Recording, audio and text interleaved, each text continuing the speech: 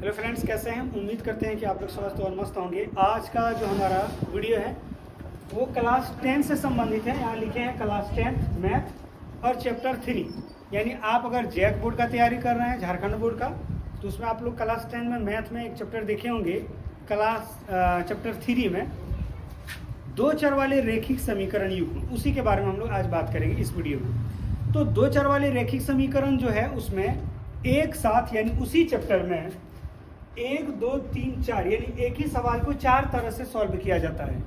तो हम लोग इस वीडियो में एक के बारे में जानेंगे, उसके बाद धीरे धीरे हम लोग आगे बढ़ते जाएंगे। जैसे यहाँ देख पा रहे हैं ग्राफी विधि से, यानी अगर कोई दो चर वाले रैखिक समीकरण है तो उसे हम 4 तरह से सॉल्व कर सकते हैं इस चैप्टर के अनुसार। पहला कौन सा विधि है? तो ग्राफी विधि, यानी ग्राफ खींच के। दूसरा है प्रतिस्थापन, तीसरा है विलोपन और चौथा है वज्रगुणन। अभी जो नया बुक प्रकाशित हुआ है उसमें ये वज्रगुणन हटा दिया है, फिर भी हम लोग बात करेंगे लास्ट में कि वज्रगुणन क्या होता है और किसी भी सवाल को यानी दो चर वाले रैखिक समीकरण को वज्रगुणन से कैसे सॉल्व किया जाता है उसके बारे में हमें जानना है। तो सबसे पहले जानेंगे कि ये दो चर वाले रैखिक समीकरण होते किस तरह हैं और इसे हम ग्राफी विधि से सॉल्व कैसे करेंगे। जैसे मान लिया जाए हम एक सवाल लिखे हैं x + y बराबर अगर 10 लिखे और एक है x - y बराबर, चलिए 2 लिख दें। अब इन दोनों समीकरण पे आप गौर करिए, चैप्टर का नाम है दो चरों वाले, यानी दो चर होगा, एक x होगा तो दूसरा y होगा। पहला अगर m है तो दूसरा n होगा, पहला अगर a है तो दूसरा b होगा, यानी इस तरह से दो चर होंगे। चर का मतलब होता है a से z तक जितने भी लेटर हैं सभी को चर कहते हैं। तो इसमें दो चर होगा, तो दो चरों वाले रेखिक का मतलब होता है कि चरों पर अधिकतम घात जो होगा वो 1 होगा। अधिकतम घात कितना होगा? 1। तो यहाँ इस जगह पे कुछ नहीं, इसका मतलब कितना है? 1। यहाँ भी कुछ नहीं, इसका मतलब है 1। अब समीकरण का मतलब इक्वल का साइन दिया हुआ रहेगा, यानी बराबर का चिन्ह अगर दिया हुआ है तो उसे समीकरण माना जाता है। तो समीकरण आप लोग यहाँ तक समझ गए होंगे। युग्म का मतलब होता है जोड़ा, यानी एक साथ हर बार 2 सवाल दिया हुआ रहेगा। जैसे यहाँ देख पा रहे हैं ये एक समीकरण है, ये भी एक समीकरण है, तो एक साथ 2 समीकरण है तो उसी को युग्म कहते हैं। आप लोग अच्छी तरह से ये बात समझ गए होंगे, यानी चैप्टर का नाम, चैप्टर का मतलब तो आप लोग समझ ही गए होंगे। अब हमें ये जो सवाल है, यानी इसके जगह पे हम कोई भी सवाल ले सकते हैं। तो ये जो दिया गया सवाल है या तो हम जो सवाल लेंगे उस सवाल को हम 4 तरह से सॉल्व कर सकते हैं, और वो जो विधि होगी उन सबसे पहले विधि का नाम है ग्राफी विधि, उसके बाद प्रतिस्थापन, विलोपन और वज्रगुणन। इस वीडियो में हम लोग सिर्फ आज बात करेंगे कि किसी भी सवाल को या कोई भी दो चर वाले रैखिक समीकरण अगर दिया हुआ रहेगा उसका ग्राफ आसानी से कैसे खींचा जा सकता है या कैसे खींचते हैं। ये जैक बोर्ड में 3 नंबर का सवाल पूछता है, यानी ये अगर सवाल रहेगा इसको बनाने के बाद आपको 3 नंबर मिलेगा, तो उस दृष्टि से बहुत ज़्यादा इंपॉर्टेंट है। तो चलिए हम लोग देखते हैं। जैसे इसी सवाल में देखते हैं कि x के जगह और y के जगह कौन कौन सा मान रखें कि इस जगह पे 10 हो जाए। आप गौर करिए, अगर 5 रखेंगे तो 10 हो जाएगा, लेकिन वही कंडीशन नीचे भी होना चाहिए। 5 में अगर 5 को घटाएंगे तो कितना होगा? 0। तो यहाँ तो 0 नहीं, इसका मतलब x और y का मान 5 नहीं हो सकता, कुछ दूसरा होगा। जैसे मान लिया जाए 8 और 2 लेते हैं, यहाँ 8 लेंगे और यहाँ 2, तो 8 और 2 कितना हो गया? 10। तो यहाँ अगर 8 और 2 लेंगे, यहाँ 8 और 2 तो घटाएंगे कितना होगा? 6। चलिए हम इसी समीकरण को लेते हैं और सॉल्व करते हैं, यानी x + y बराबर मान रहे हैं। आज हम लोग को इस वीडियो में सिर्फ जानना है किसके बारे में? ग्राफी विधि के बारे में। तो चलिए इन सब मिटा देते हैं फिलहाल। जैसे एक सवाल हमारे पास है x + y बराबर 10 और एक है x - y बराबर 6। ये है समीकरण 1 और ये है समीकरण 2। हर सवाल को, यानी अगर कोई सवाल ग्राफी विधि से सॉल्व करने के लिए कहेगा तो जो इसमें हम बता रहे हैं सेम उसी तरह करते जाएगा, चाहे किसी भी तरह का सवाल क्यों ना हो। दो चर वाले रैखिक समीकरण का ग्राफ आप एकदम बिल्कुल भी आसानी से खींच सकते हैं। यहाँ जैसे ही 2 समीकरण दिया हुआ रहेगा उसके बाद हमें एक चीज याद रखना है, लिखना है समीकरण 1 से, यानी जो हम बता रहे हैं वो फॉलो करते जाए, एकदम आराम से बन जाएगा समीकरण 1 से। अब हमें ये देखना है कि इन दोनों में समीकरण 1 है कौन। तो ये फर्स्ट वाला समीकरण 1 है और सेकंड वाला समीकरण 2 है। जैसे आप यहाँ देख पा रहे हैं समीकरण 1 और 2 हम लिख भी दिए, तो समीकरण 1 लिखना है। समीकरण 1 हमारे पास है x + y और बराबर क्या है? 10। अब इसमें से यानी x और y में से दोनों में से किसी एक को बराबर करना है, यानी चलिए x को ही करते हैं। x बराबर ये 10 का 10 प्लस का y है तो क्या हो जाएगा? माइनस का y, यानी x बराबर अगर हम करेंगे तो 10 - y होगा। उसके बाद यहाँ जस्ट 6 बॉक्स आपको बनाने हैं। कितने बॉक्स बनाने हैं? 6, कम से कम 6, उससे ज़्यादा आप बना सकते हैं। ऊपर में x नीचे में y लिखना। अब यहाँ ध्यान से देखिए, y के जगह यानी हम यहाँ कौन ऐसा मान रखें 10 में वो उस y का मान को घटाने के बाद जो नंबर आएगा उसको कहेंगे x का मान। जैसे मान लिया जाए हम इस जगह पे y की जगह 4 रखते हैं, तो y की जगह 4 रख दिए मतलब यहाँ रख दिए, तो 10 में से अगर हम 4 को घटा देंगे कितना होगा? 6। तो x का मान 6 आया, तो यहाँ भर देंगे 6। आगे अगर मान लिया जाए इस जगह पे हम रखते हैं 5, तो y की जगह 5 है नहीं, यहाँ 5 रख दें, तो 10 में 5 को घटाएंगे कितना? 5, तो x का मान 5 आएगा। अब आप सोच रहे हैं कि यहाँ जो आप मान रखे हैं अपने से, क्या हम जैसे मान लिया हम यहाँ रखे हैं x की जगह 4, y की जगह 6, फिर y की जगह 5, x की जगह 5 आया, तो ये मान अगर हम दूसरा रखते तो भी क्या ग्राफ सेम बनता? यानी ऐसा समझिए जैसे हम इस सवाल को अपने घर में बना रहे हैं, आप इस सवाल को अपने घर में बना रहे हैं, तो जरूरी थोड़ी है कि हम जो मान माने वही मान आप भी मानिएगा। हो सकता है आप दूसरा मान मान लेंगे, तो क्या ग्राफ सेम होगा? यानी मान अलग अलग रखने पर ग्राफ सेम होता है कि नहीं, ये बात हमें जानना है। तो आप कुछ भी मान रखिए, चाहे कोई भी संख्या रखिए, y का मान, तो x का मान खुद से आएगा। उसका जब आप ग्राफ खींचेंगे तो सबका ग्राफ एक तरह का दिखेगा, यही इसकी खासियत है। तो चलिए आगे देखते हैं, यहाँ तक आप समझ गए। आगे लिखना है समीकरण 2 से। अब हमें समीकरण 2 देखना है। ये समीकरण 2, तो x माइनस वाई बराबर कितना है? 6। जैसे x माइनस वाई बराबर 6 है, यहाँ देखिए x प्लस वाई बराबर 10 था, तो x बराबर किए ये वाला 10, यहाँ प्लस का साइन है, उधर करने पर माइनस का साइन हो गया।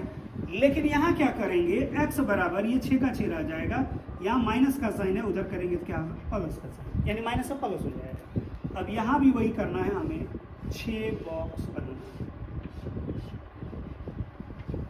यहाँ भी वही करेंगे, y में कुछ मान रखेंगे। जैसे मान लिया जाए y का मान 1 रखते हैं, तो यहाँ 1 रख दिए, तो 6 में 1 को इस बार जोड़ेंगे, वहाँ घटा रहे थे, तो 6 यहाँ 1 रख दी, और यहाँ पहले से 6 है, तो 6 में से 1 को अगर जोड़ दिया जाए तो कितना होगा? 7।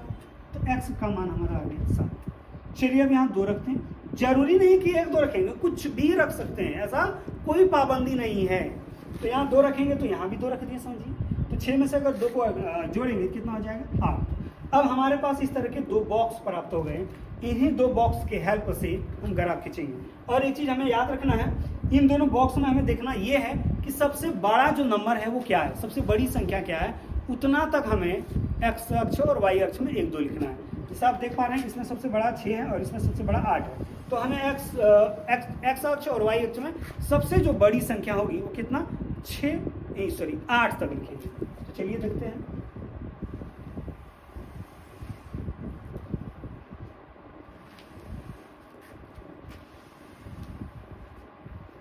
ये x एक्सिस होता है और ये x डैश, यानी ये पूरा x एक्सिस है। x अक्ष इसको कहेंगे y अक्ष, और नीचे में है y डैश। डैश का मतलब माइनस, यानी यहाँ से नीचे जाएंगे माइनस होगा, यहाँ से इधर जाएंगे माइनस होगा, यहाँ से ऊपर प्लस होगा, यहाँ से उधर प्लस होगा, और इस जगह पे यहाँ का निर्देशांक 0 0 होता है, यानी x का भी वैल्यू और y का वैल्यू दोनों का मान 0 0 होगा। अब सबसे बड़ी संख्या इसमें 8 तक लिखना है। चलिए लिखते हैं 1, और वो भी बराबर बराबर दूर में। 1 2 3 4 5 6 7 8। इधर भी 1 2 3 लिखना है। 1 2 3 4 5 6 7 8। इधर माइनस में होगा, उधर प्लस में। 1 2 3 4 5 6 7 8। इधर लिखना है माइनस का 1, माइनस का 2, माइनस 3, माइनस का 4, माइनस का 5, माइनस का 6, माइनस का 7 और माइनस का 8। इसी तरह ऊपर में भी करना है। 1 2 3 4 5 6 7। चलिए थोड़ा कम पड़ रहा है तो हम इसको और थोड़ा लंबा कर देते हैं,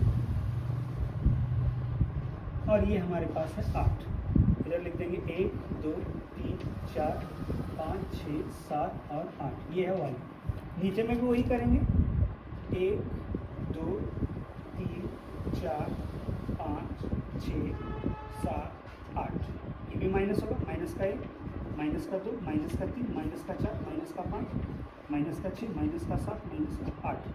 अब ध्यान से देखिए, यहाँ जो बॉक्स में मान है सब मान वहाँ रख दें। और एक चीज़ आपको बता दें, इसको बनाने के लिए आप साधारण कॉपी का इस्तेमाल बिल्कुल भी ना करें।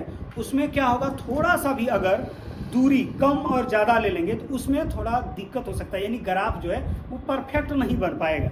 इसीलिए इसको जब भी आप सॉल्व करेंगे तो बाजार से यानी दुकान से आप एक ग्राफ कॉपी खरीद लीजिए। दुकान जाइए और बोलिए कि हमें ग्राफ कॉपी चाहिए, तो दुकानदार आपको एक ग्राफ कॉपी देंगे। उसी ग्राफ कॉपी पे ही इसे बनाना है। फिलहाल हम यहाँ बोर्ड में बना के दिखा रहे हैं समझाने के लिए। x का मान 4 है, उस समय y का मान 6 है। अब ये पूरा लाइन x है, हमें यहाँ समझना है कि इधर माइनस है उधर प्लस है, तो यहाँ जितने भी मान हैं कहीं भी माइनस नहीं है। इसका मतलब यहाँ और यहाँ यानी इधर और इधर तो होगा ही नहीं, क्योंकि माइनस नहीं है। तो x का मान 6 और y का मान कितना है 4। तो x का मान अगर हम 6 लेंगे तो यहाँ होगा, इसको थोड़ा मोटा कर देंगे बड़ा, ताकि पहचान में आएगा। x का मान 6, उस समय y का मान कितना है 4, तो ये होगा। अब इसको भी थोड़ा मोटा कर देंगे। अब इसमें क्या करेंगे, डॉट डॉट इधर ले जाएंगे ऐसे, और ये है 6 से ऊपर उठाएंगे यानी इस तरह से, और जिस जगह पे टच होगा यानी यहाँ, और इस बिंदु का निर्देशांक होगा 6,4। ये जो डॉट डॉट खींच रहे हैं यही उसमें खींचना नहीं पड़ेगा, यानी उसमें पहले से लाइन बना हुआ रहता है। तो फिलहाल 6,4 हो गया। आगे 5, 5 यानी x का भी मान 5 और y का भी मान 5। तो x का मान हमारे पास है ये वाला 5 और y का भी मान 5। तो इधर से ऐसे डॉट डॉट या डायरेक्ट लाइन भी खींच सकते हैं, उससे कोई दिक्कत नहीं है। इस जगह पे हो गया 5,5 यानी यहाँ का निर्देशांक 5, 5 और यहाँ का है 6, 4। अब इन दोनों बिंदु को ऐसे ही मिला देंगे। आप जब भी मिलाएंगे तो स्केल रखें, यहाँ स्केल रखिए, उसके बाद मिलाइए ऐसे। इसको भी आगे बढ़ा देना, इसको भी आगे बढ़ा देना, यानी पहला समीकरण का जो रेखा होगा वो कुछ इस तरह का होगा। आगे x का मान 7, उस समय 1 है y का मान। x का मान 7 है, ये x का मान 7 है और y का मान 1। ये इसको ऐसे डॉट डॉट में ले जाएंगे वहाँ तक, और इसको ऐसे ऊपर उठाएंगे। यहाँ एक बिंदु होगा और इस बिंदु का निर्देशांक होगा 7,1। आगे और एक मान है x का मान 8, उस समय y का मान 2 है। तो x का मान हमें यहाँ लेना है 8 और y का मान 2 ऐसे डॉट डॉट, और ये रहा इस जगह पे। यहाँ होगा एक बिंदु और उस बिंदु का निर्देशांक है 8,2। अब फिर इन दोनों बिंदु को मिला देंगे। पहले वाला ये था और ये बाद वाला, इन दोनों को मिला देंगे। इसको भी आगे इधर बढ़ा देंगे, इसको भी आगे बढ़ा देंगे। तो इस तरह से हमारे पास ये जो दो रेखा एक दूसरे को इस जगह पे काट रहा है, इसको कहते हैं प्रतिच्छेद। यानी ये जो ग्राफ बन रहा है वो किस तरह का ग्राफ बन रहा है, तो वो प्रतिच्छेद बन रहा है। तो सबसे पहली बात तो हमें दो चर वाले रैखिक समीकरण को कैसे ग्राफीय विधि से सॉल्व करना है। तो ये तरीका बताएं कि इस तरह से करते करते इस तरह का दो बॉक्स आएगा। बॉक्स के बाद इस तरह का आपको एक ग्राफ खींचना है। उसके बाद जब ग्राफ खींचने के बाद ये दोनों रेखा जो कट रहा है, इसकी 3 स्थिति हो सकता है। पहला तो कट गया, यानी इस तरह का अगर कट जाएगा तो उसको लिखेंगे प्रतिच्छेद। और दूसरा इस तरह का समांतर भी आएगा, यानी एक रेखा के ऊपर एक रेखा, यानी दोनों रेखा एक दूसरे से कभी टच नहीं होगा, यानी कभी कभी ये दोनों ऐसा भी हो सकता है। तो जब भी इस तरह का होगा तो नीचे में लिख देना कि ये समांतर रेखाएं हैं, यानी ये दोनों पैरेलल है। आगे ये तो अभी दिखिए रहा है कि इस तरह का हो गया, इसका मतलब प्रतिच्छेद। और एक होता है संपाती। संपाती का मतलब एक रेखा खींचने के बाद और एक रेखा उसी रेखा के ऊपर गुजरेगा, उसी को कहेंगे संपाती। अभी फिलहाल आप जो ये ग्राफ देख रहे हैं, हम लोग जो खींचे हैं, ये किस तरह का ग्राफ है, तो ये प्रतिच्छेद करती रेखाएं हैं, यानी दोनों रेखाएं एक दूसरे को इस तरह से काट रहा है इस जगह पे, इसलिए इसका नाम होगा प्रतिच्छेद करती रेखाएं। अब इसमें हमें और एक चीज जान लेना है। क्या जानना है? अब ध्यान से देखिए, हमें इसमें x और y का भी मान पता कर सकते हैं। कैसे? और बहुत आसानी से। पहले तो हम लिखेंगे अतः यह प्रतिच्छेद करती रेखाएं हैं। यानी ये जो ग्राफ है वो किस तरह का ग्राफ है? प्रतिच्छेद हुआ है। कभी प्रतिच्छेद भी हो सकता है, समांतर भी हो सकता है और संपाती भी हो सकता है। उसमें से ये क्या हुआ है? प्रतिच्छेद। अब अगर आप इसमें x और y का मान निकालना चाहेंगे तो बहुत आसानी से निकाल सकते हैं। यानी दोनों बिंदु जिस जगह पे कटा है उसमें से हमें x और y का मान आराम से निकाल सकते हैं। जैसे ये वाला रेखा और ये वाला रेखा इस जगह पे कटा, तो यहाँ से हम लोग नीचे आएंगे और यहाँ से इधर आएंगे। आप यहाँ से इधर आइए तो यहाँ 2 पे है, और यहाँ से आप नीचे आते हैं तो कितना पे है? 8 पे। तो ये जो 8 है वो x वाला लाइन पे है, यानी x एक्सिस पे है, तो ये x का मान हो गया 8 और ये y पे है, इसका मतलब ये y का मान हो गया। तो हम नीचे लिख सकते हैं कि x का मान 8 है और y का मान कितना है, 2 है।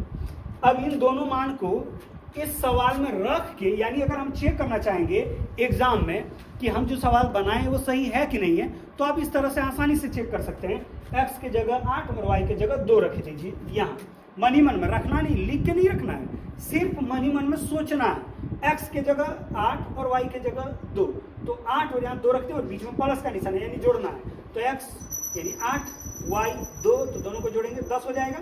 x के जगह 8, यहाँ घटाना है, y के जगह 2, तो 8 में से 2 को घटाएंगे 6 हो गया। इसका मतलब ये दोनों जो मान है, x का मान 8 और y का मान 2, तो दोनों समीकरण को संतुष्ट कर रहा है, इसलिए x का और y का जो मान होगा वो 8 और 2 होगा। तो इस तरह से आप लोग ग्राफ खींच सकते हैं। ये बोर्ड की दृष्टि से, जेट बोर्ड की दृष्टि से बहुत ज़्यादा इंपॉर्टेंट है। मुझे आशा है कि आप लोग समझ गए होंगे। अगर आप लोग समझ गए हैं तो कमेंट बॉक्स में आप लोग जरूर बताएं। चलिए अब हम लोग अगले में वीडियो में मिलते हैं। धन्यवाद।